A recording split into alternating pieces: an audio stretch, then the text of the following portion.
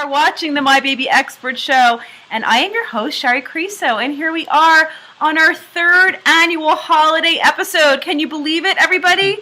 3 years, 3 holidays, 3 seasons, 3 amazing years with all of you, bringing you the best information for new parents everywhere. So tonight, I am very excited that we have one of our favorite guests back, and that is Sarah Tilton. She is the car seat safety expert for Britex, and she is on the phone with us live tonight. She's been with us several times, and we are welcoming her back. Hi, Sarah.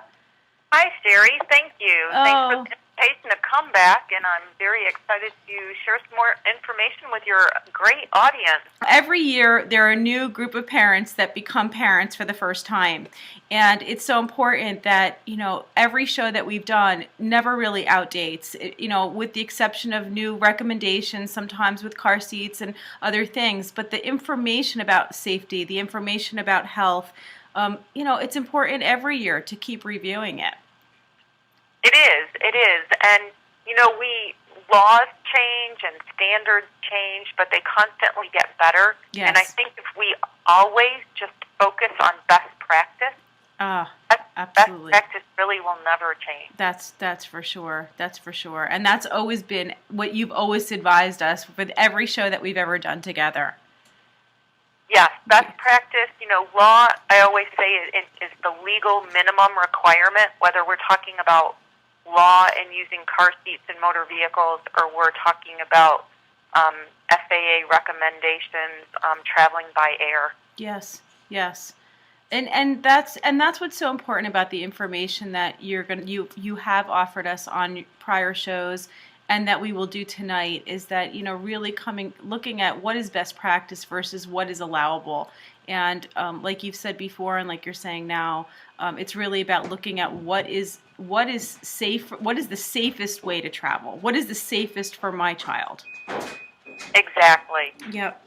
So, a lot of families are going to be traveling for the holiday season, either by car or by air. A lot more, obviously people know more about car seat safety for their car because they're doing it every day. There's a lot more information out there. But when it comes to air travel, we just don't have as much information. And a lot of times parents may be traveling with a child and they're only doing it for the first time. Yes, there are a lot of first-time travelers. Yes. And even if you're not a first-time traveler, if you're a very infrequent traveler, that's true. As your child changes and their needs change, what you need to do may need to change as well. Yes, absolutely. So, I just want to go back over some of the work that we did over the past year, because we covered so much information about car seat safety. Back I think it was last December, we covered car seat safety and talking about the fit, the installation, making sure that you're getting the right seat for your child's size, making sure that you're strapping them in properly, how to test the seat. That was a fantastic show we did back then, and I know I got a lot of comments coming back saying, I didn't even know I was totally strapping my child in the wrong way. That's one topic that really, as you mentioned earlier, things just don't get old. Yes. We could probably do that topic over and over and over again. Yes. In all honesty, nationally, about 3 out of every 4 car seats are used incorrectly. Yes. And that could be anything from them not securing it properly in the car to not securing their child properly in the car seat. Absolutely. Is it like 3 out of 4? Is that what you said? Yes, about 3 on national average. About 3 out of 4 car seats are used incorrectly. Oh my goodness! And that incorrect use could be anything from securing the child to securing the child's restraint. Yeah. Now, some specific areas, will have higher percentages. Here locally, Charlotte, North Carolina, several years ago when our local Safe Kids did it, we actually had a low 90 percentile of misuse. Wow. So less than 10% of the car seats that we as technicians saw were correct. Oh my goodness. Well, I just know just from the parents that I see coming through, just consultations I do with new parents with their infants, their newborns. One thing I do every time they leave is, as they're about to leave, can I check your car seat? And I would have to say that it's at least half of the car seats that I check, the baby is strapped in improperly. Yep. Yeah. And Sherry, a big thing this time of year about securing their child properly is we want to put them in their car seats with their big snowsuits on and Yes. their heavy winter coats. Yes. And unfortunately, that prohibits us from getting a snug harness around the child. Yes. Yep. So, quick recommendation there, if you can preheat your car, please do so. Put your child in the car seat, and then without a jacket, get them snugged in their harness, put their jacket on them backwards. Yep. Great suggestion, definitely. So anything, that thick material we put underneath the harness will all compress during the event of a crash, introducing slack or a loose harness, and we don't want that to happen. Yeah. Oh my goodness, so many times I'll see an infant in a giant snowsuit, and when I'll say to the parents, take the snowsuit off and let's look at the straps, and they're so loose, the baby would come flying out of that. You're strapping in the suit, not the baby. Exactly. And, what you just mentioned is one of my favorite ways to tell parents to check, because their next question becomes, well, what I'm using, is that too much? Put your child in the car seat with the item you have question about. Yes. Tighten up the harness. Take them out of the car seat without loosening the harness. Yes. Take that jacket or snowsuit off. Put them back in and re-buckle the harness up without tightening or loosening it. And if you can pinch slack at their collarbone, it's too much. That jacket or snowsuit was too much. Yeah. Yeah. No, it's a really good suggestion because, people get concerned about the weather, the cold. There are other ways to, like you said, preheating the car, putting the child's jacket on backwards once they get in. And then there's also approved covers for your infant car seats as well. Yes. Yeah. Fantastic. Well, that was back in December, so if anybody wants to go back and watch that episode, we gave lots of tons of information, plus all kinds of images, pictures, video to show you the proper way to strap the baby into what we refer to as the pinch test there. We described in that show how to know if the seat was the right size for your child. It was great. And then in May, we talked about extended rear facing and the recommendations there. Extended rear facing still is a very big topic, even though the American Academy of Pediatrics changed their recommendation almost 2 years ago now. Yes. And one of the big struggles there is that car seats legally can allow, by the standard that we have to design and test to, a child to go forward facing at 20 pounds. But yet, as an advocate, I tell you, keep your child rear facing as long as possible, as long as that car seat will accommodate them. Yeah. With the average Britex convertibles go to 40 pounds. Yes. There's some out there that go to 45. Yes. Sarah, let's talk about airplanes and air safety and, traveling with our child on an aircraft. I think that's a great topic considering the time of year, Shari, and everybody's going to, if you didn't do it for Thanksgiving, you're going to be traveling yes. for Christmas time. Yes, absolutely. We were just on a plane 2 weeks ago, and there were several babies and children on the plane. And, as we were approaching this episode, I was thinking to myself, this is one topic that I haven't heard spoken much about. And you could see that, there really isn't a lot of knowledge or information out there. There is information, but among parents, there's just not a lot of knowledge. There isn't. There isn't. And, I think one of the reasons that we tend to be a little lax about that is the fact that we hear that a child under the age of 2 doesn't have to have a car seat. And that, the law or the regulation does not require a child under the age of 2 to have a car seat. They can be what we call a lap baby. Yeah. And that's very scary. If you travel any amount at all, and most of the year I do at least 2 flights a week. Yeah. And so I see, lots of occurrences of turbulence. For me, if there's really bad turbulence, just like when I'm in a car and there's sudden braking, Yes. I want to put my hand out and brace myself. Yes. God forbid if I was holding a child. Yes. Yeah. And went to brace myself and didn't hold on. Mm-hmm. And just the thought, I mean, we would never consider driving with our children on our laps. Not these days. Yet, we don't. A lot of people don't think twice about keeping a child on their lap in case of an emergency, turbulence, a difficult landing. Even just think about any turbulence when you're on a plane. The first thing the pilot tells you to do is fasten your seatbelt. So now, what happens to that child that's a lap baby? Yeah, it was actually for anybody who's flown recently, the current statement that is made is if you're in your seat, whether or not the seatbelt sign is off, they want you to keep your seatbelt buckled. Yes. And that recommendation has been in effect since 1995 after there was this huge, or many events of unexpected turbulence and apparently some injuries maybe. So since 1995, if you're in your seat, they want your seatbelt on. Mm.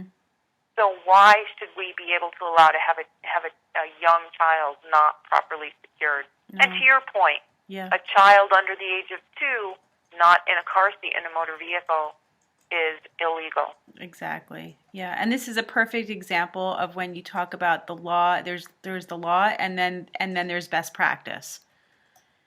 Yes, exactly. Mm-hmm.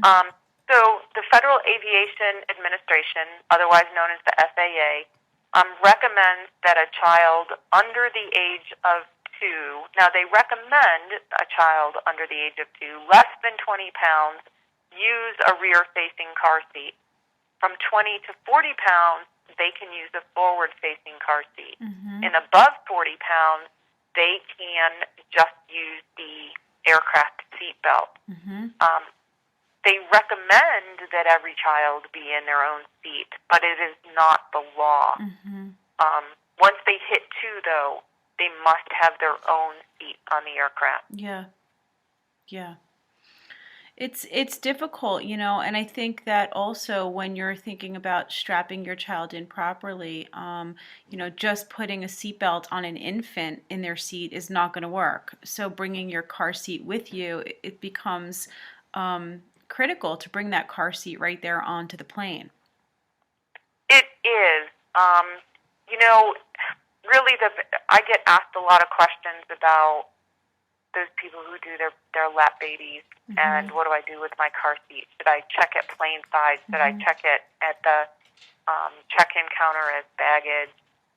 The safest place for your car seat and the safest place for your baby is in that car seat in a plane, yes. in a seat in the plane. Yes. You do want to check and make sure that your car seat is approved for aircraft travel. Yes. And you will find a statement on your car seat that it will be in red, and it says this restraint is certified for use in motor vehicles and aircraft. Yes. Yeah, that and to that point, it may not, and you want to make sure that before you get on the flight, you call the airline to find out or look at what type of flight you're on, because it may not fit depending on the type of flight that you're taking or the aircraft that you're on. That is absolutely true. Mm-hmm. For a car seat to be approved for use in aircraft, that doesn't necessarily mean it will physically fit in an aircraft seat. Mm-hmm. It simply means that it has gone through some additional testing, what we refer to as inversion testing. Mm-hmm. So the car seat with an ATD or a dummy in it actually has to be spun 360 degrees, like a forward rotation and then a side rotation, mm-hmm. and be able to restrain the body. Mm-hmm. The FAA recommends that if the car seat is 16 inches or less in overall width, that it should fit on the aircraft seat. Mm. Now, say check with your aircraft, because if you're flying a very small regional jet, depending on your aircraft size, the seats in the planes do vary in size. Mm. Yeah, so we're talking about the small little planes, the smaller planes with less seats on them. Yeah. Our lights went out behind us. We're just turning the Christmas tree back on here. It's on a timer that decided to go off right in the middle here. How perfect. Oh, thank you, Joe. You're fine. Oh, and in those cases, there's something called a CARES harness. Yes. Let's talk about that for a minute, because it's also something that is available that people can use. I think we have a pretty good picture of that here we could pull up. Sarah, can you explain what we're looking at here? Yes, this is the CARES harness. Now, this is the only harness that has been approved by the FAA for use on aircraft. It is available or usable for children who weigh between 22 and 44 pounds. You can see the red belt that runs behind the child's neck, and that kind of wraps around the car seat.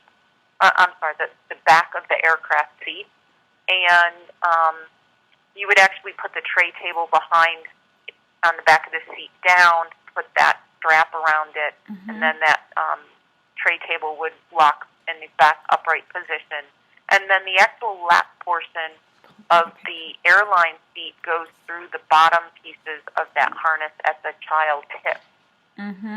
This does give that 22 to 44 pound child upper torso support, which a lap belt is not going to give them. Great, a great component to use on aircraft for this child. The one thing, though, if you consider, so this would be a very good option if you're on that small aircraft and your car seat does not fit. Yes. But please do not think of this as an alternative to a car seat, because this particular vest, again, is the only one, or harness, is the only one certified for use in aircraft. You cannot use this in a motor vehicle. Yes. So you still need to bring your car seat wherever you're going. So if you are able to fit it onto the plane, for sure, it is safer and better for you to be taking that car seat onto the plane, strapping your child in with that. This is just for like what we were just talking about, particular planes where you cannot fit your car seat. Yes, yes. So it's an alternative for on the plane, but you're still going to need a car seat where you're going. Yes, it's not for cars. It is not for cars. Okay, let's be clear about that for sure. Let's go back here. Thank you, Taylor. I guess it's just a matter of time before the law on an aircraft catches up with the car seat, with riding in cars. But it's just not there yet. And so this is just a perfect example of what Sarah has described to us so many times in the past, where the law is just not best practice in this particular case. And you really need to be using your common sense and your best safety intuition and knowledge and information that we're giving you here to make the best choice for your child, for your baby. And somebody's asking also about taxis. We just said this is not for use in cars. Yes, we should say that CARES vest is not for use in a motor vehicle. In a motor vehicle. Regardless of whether it's a taxi or personal car, a motor vehicle that drives on the road, it is not for use in. Yes. Now, there are some other types of vests that you can use in taxis that would be lighter to carry at your end destination. Yes. Depending on how well your child may or may not adapt to them. Yes. And these are all really important things because, whether we're in taxis, we're on shuttle buses, these are the type of trips that we take to be able to look for these products out there. They're there, and it's worth investing in getting these so that you do have the safety equipment that you need. You know, and sometimes we get so wrapped up in getting ready for vacation and so excited about our destination that there are things that we forget, unfortunately. Yeah, absolutely. The thought that crosses a lot of people's minds, and I know people who are watching are probably thinking this, is that, you know, wow, that could be really expensive to get an extra seat for my child, to have to pay for an extra ticket. Sarah, you know, are there any ways or things that we can offer as far as tips for that? There are a couple of ideas, Siri, and they may or they may not work. They may not always work. But some ideas are to select travel times that are not peak travel hours. You know, certain times in the middle of the day. Those types of things that are very heavy travel times for business people or. You know, so if you are willing and able to fly late at night or later at night, early in the morning, you can call the airline and ask them about less popular flights that, you know, if it's early or late, would they be willing to discount a ticket for a child on that plane? But, you know, when you're flying in the middle of the day, busy travel hours for business people, that type of thing, they're probably less likely to do that. Yes. Another thing is that if you choose not to purchase a seat for your less than 2-year-old, check with the airlines when you check in if there are empty seats on the aircraft before you check your car seat as luggage. Sometimes they will let you use an empty seat for your child in their car seat, even though you didn't purchase it. That makes a lot of sense. And then one other thing about ticketing, if you do decide to purchase, if you're buying a group of tickets for you, your husband, 1, 2 children, when you purchase your tickets, please ask for seat assignments, so that you all get seats together. You don't ask for seat assignments when you purchase your ticket. The airlines will do an auto assignment type thing, and they don't necessarily, that the computer system does not pay attention to little Sally 3, and, you know, and all of a sudden you get to the ticket counter, you get your tickets, and the 3 of you are spread up throughout the airplane. Yeah, I don't think that would work well with a little toddler sitting by themselves or the people that they're sitting with, huh? It would, you know, it wouldn't, and then we as parents tend to get a little freaked out, you know, about that. Oh my God, I have to sit with my child. Yes. And the flight attendants are very good about trying to, you know, somebody will move around. I'm sure somebody will move so they can sit. They don't sit with your child, and you do instead. Yeah, but you can save yourself Absolutely. that stress. What I think the main point you're making here is be prepared.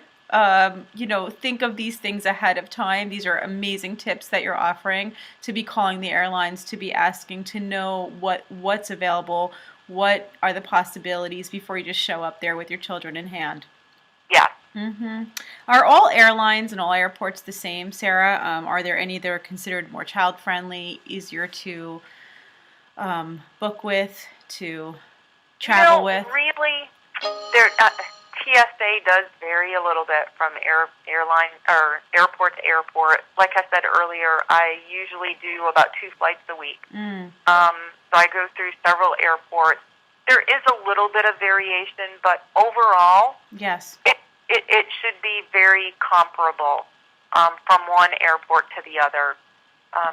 You know, so when you're traveling with a small child, those children under the age of 12, they can leave their shoes on. Yes. They don't have to take their shoes off, which is a really good thing. Speaking of security, is that, you know, what about going through security with your child? How can we do that to make it less traumatic for them? That is a great question. You know, I have 2 granddaughters, a 2-year-old and a 5-year-old. Now, my daughter-in-law chooses to drive with them, not fly. But young children understand, as we know, I think, a lot more than many others think, have a conversation with them before you go to the airport, and kind of let them know what's going to happen, and that, you know, their favorite little fuzzy blanket or stuffed animal is going to have to go for a ride on that conveyor belt, and they're going to have to let go of him. You know, and I think if you just kind of prepare for them for what's going on, they won't be as scared. Yes. When they see all of that. Another real important thing that will help and make it much less traumatic is dress your child simply. Clothing that doesn't have a lot of metal or types of things that are going to make the scanner alarms go off. Things in their hair. You know, and I understand we always want to, we all want to travel and look nice when we're doing so, but just dress them simply without a lot of that stuff, because it's going to reduce the likelihood of the alarms going off and reduce the likelihood of them requiring or needing any additional type of security check. Yeah, because they can do pat-downs even on children. They can. They should allow the child to go through the scanner multiple times first. Yes. But, you know, there are, if you can do some of these things as the parent, dressing them simply, you know, making sure you're not putting a lot of things on them that have metal. Yes.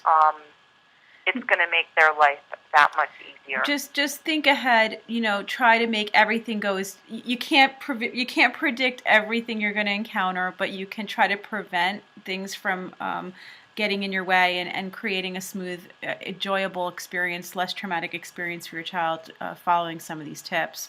Definitely. Yeah. I mean, it really is a joint effort, TSA and us as a parent. Yeah.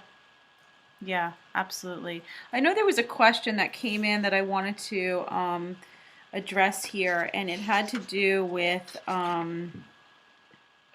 okay, this was from Anne in Utah. And Anne asked, they'll be flying with their 15-month-old twins next week, and she's curious about the logistics of getting the car seats back to the seats on the plane. They flew with them when they were 6 months old. Toting the infant car seat carriers were pretty easy. Can you describe the easiest way to actually get on board with 2 car seats? Okay. So I'm hearing on board, not necessarily getting through the airport. Right, onto the plane. She's concerned. She's saying, will the Britex Boulevard fit through the center aisle, or am I going to have to lift it over the seats with the babies in them? You know, I've seen dads carry their babies on with them in a car seat, regardless of brand. But when you get to the airport and you get to the gate, check in with the gate agent and ask them, say, hey, look, I have 2 children in car seats and I need early boarding. And I have seen them let people with children and car seats get on early so that you can get down the aisle with the car seats with the kids and get that car seat installed.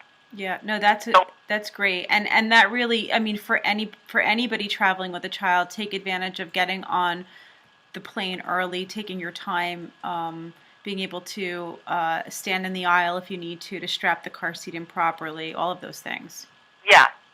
Now, for some reason, typically they will not call travelers with children under the age of 2 until Zone 2, which is after first class and all the priority members. But again, as soon as you get to the gate, well before boarding even starts, you know, just explain to the gate agent your situation and that you would like early boarding so that you don't hold up the boarding process, getting your children properly secured. Yeah.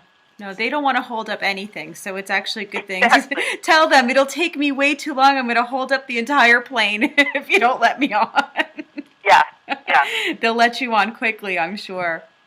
You know, what about, let's switch gears just a little bit here. What about medicines, breast milk, fluids, formula, things like that, getting it through security? That is another great question. fluids, I want to say fluids of need, like breast milk, formula, medicine. Now, they are exempt from the less than 3 liquid ounces, but they do say a reasonable amount. They don't really define reasonable, so you can take more than 3 ounces, but the ultimate recommendation is that you can take enough for your flight, to get into the airport, for your flight, getting out of the airport, and please most certainly reveal it when you're going through security. Don't wait for them to find it in your bag and think that you're trying to get something through. Absolutely. Now, they may ask you to open a container and that type of thing for verification, validation that it's what is in the can or the bottle or, whatever it might be. But you can take more than 3 ounces, but be reasonable about it, what you need to get to your destination. Absolutely. Absolutely. Yeah, no, definitely they allow more. And again, it's another area to call ahead, get the information from the particular airline, know what the laws are. They do change frequently, and understand what you're allowed to do and what you're not allowed to do. Yeah, and there is an FAA website. Yes, one of our viewers is just talking about it here. She actually said find the rules and print them out. Yep, it's FAA.gov/passengers/fly_children. Okay. So that'll talk about medicines and very good point to bring a copy of that with you, so when the TSA person tries to do something other, you can show them that. Yeah, absolutely. That's a great idea. Great question. Great suggestion, Katie. Thank you there. Okay, so is there a time like anything else that when you're booking the time, booking it at nap time? I loved your suggestion of doing the late night flights. I'm sure that would be great. They'd fall right asleep too. Yes, so that will help some with the child. If they're fussy on the aircraft, if you can fly during some nap time, that may be of help. Only you are going to know your child best, because some children will get over anxious and not sleep. Yes. So you'll have to decide that, knowing your child and how they react to different environments. Yes, absolutely. And then what about the air pressure on the plane? Yes, air pressure will affect children's ears, and in fact, that affect some of us as adults, as well as dehydration. So, if your child is awake, please make sure that you are giving them plenty of liquids, even if maybe you don't think they're should be hungry yet. You want to make sure that they're getting plenty of liquids, because dehydration is very common in flight. Absolutely. As far as the air pressure, now I can't attest to this, but I have read and I have heard that, and it makes sense for me, because sometimes when I have ear pressure, I chew gum, so it helps to pop my ears. So a little bit older child who you could give gum to, that would help. Yep. A child who's either breastfeeding or nursing or feeding from a bottle, they would recommend that you actually try feeding the baby during takeoff. Yep. And that helps to... The swallowing will help to clear. Yep. Yep. Yeah. That always worked for my children, feeding them. Okay. Yeah. Yeah, it helped with them, taking off on landing whenever the air pressure changed. Okay. Yep. I've read that and I've heard that, but again, It definitely worked for us. We did that many times when we were traveling, and you know, if nothing else, it's soothing them too. Right. So Right. they're just happy, overall happier when they're feeding. Right. I So, know a lot of questions came up in the chat room earlier about carrier using a carrier on the aircraft, okay. like a carrier that you would wear, slings, Yeah. carriers. Um, those are not permitted during takeoff and landing. But I have heard them, you know, they've made, it's kind of interesting, they make these announcements when there's somebody on the aircraft doing something, you know, but if there were nobody on the aircraft with a carrier, they wouldn't make that announcement kind of deal. Carriers are not permitted for use during takeoff and landing, but you can use them during flight. I'm not really sure why. That makes no sense to me. I'm sitting here saying, I don't really understand that, but that's Right. the rule. And you know, there is some, if we think about this from a perspective back on the manufacturer of the carrier as well, there would be some liability, I'm guessing, associated to that, and that carrier is made to carry the baby out and about. It's not intended for aircraft travel, nor would we use it as a car seat in a vehicle. We wouldn't, because it's not a car seat. Right. You know, so the manufacturers of those carriers have not tested or certified for that type of environment. Okay, interesting. But during flight, it would be a good way to keep the baby secured to your body if they were on your lap or if you were moving around the cabin with the baby. Yes. Awesome. What about you know, taking your car seat, not your car seat, your stroller with you, checking it at the gate? A lot of people ask all the time, what should I do with my stroller? And I always suggest wheeling it right to the gate, putting your car seat or taking your stroller if you have an infant carrier. But if you have a convertible car seat, checking a stroller would be a better option. Yes, if you're going to gate check your car seat as well. If you check a car seat, whether you gate check it or you check it, as a piece of luggage when you check in, you are always taking some sort of risk that that car seat could potentially be damaged when you get it back at the other end.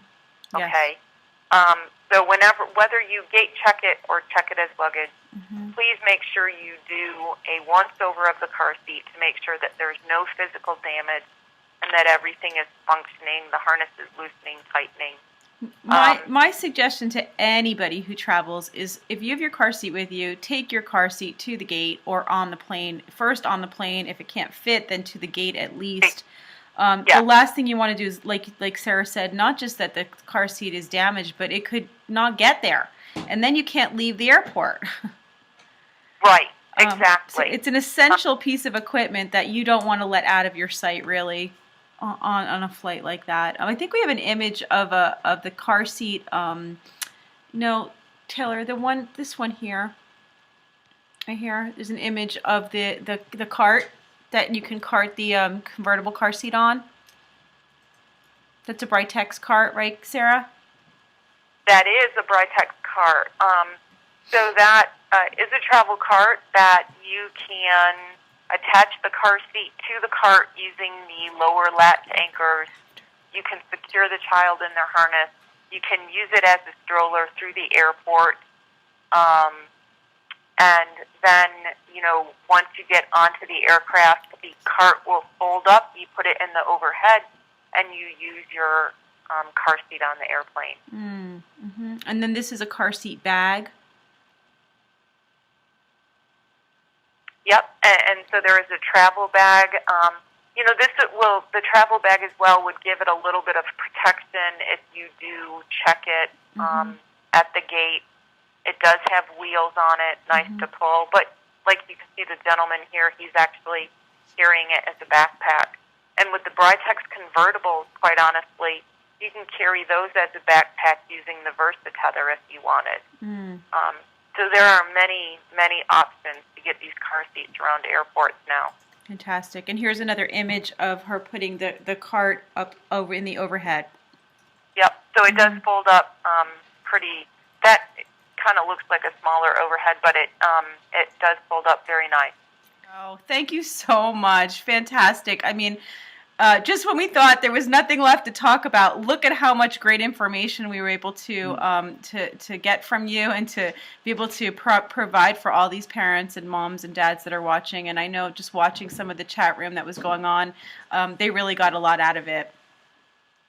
Yes, I mean, it is a very good topic, and it is one that many of us know so little about, really. Yeah, and what I love that's so great is that, you know, it may be that you're watching, or, you know, you're not even planning a trip right now, but, you know, 6 months from now you're planning a trip, and all of a sudden you find yourself in a situation where you have to go back and review some of the content that we went over, or a friend of yours who didn't watch the show is traveling and may not know. It's a great episode to send someone to for the information.